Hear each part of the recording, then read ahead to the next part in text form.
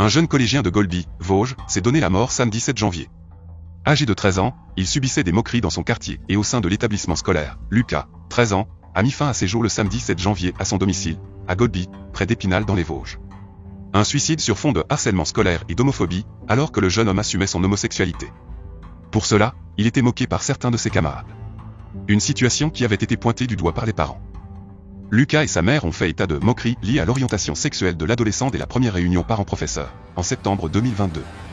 À 13 ans, Lucas assumait donc pleinement son homosexualité, que ce soit dans sa famille, auprès de ses amis, qui décrivent tout un adolescent très joyeux, il avait toujours le sourire, ce petit. Toujours agréable, toujours attentionné, toujours spontané, toujours plein de rêves et d'envie, assure Stéphanie, une proche de la famille. Mais depuis de longs mois, dans son quartier mais surtout au collège, le jeune homme subissait des moqueries, des insultes, il était harcelé régulièrement par rapport à sa tenue, sa façon d'être, à ce qu'il dégageait. Il était entier donc il ne se cachait pas.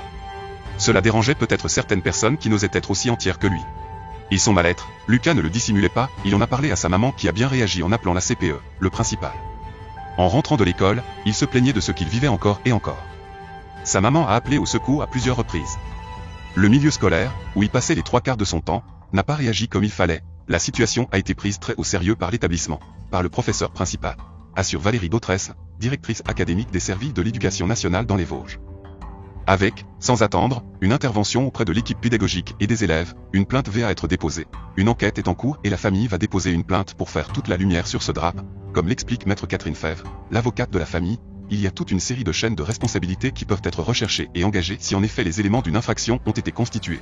Plus de 7 000 € ont été récoltés dans une cagnotte en ligne pour aider à payer les obsèques du garçon, qui auront lieu ce samedi à Épinal.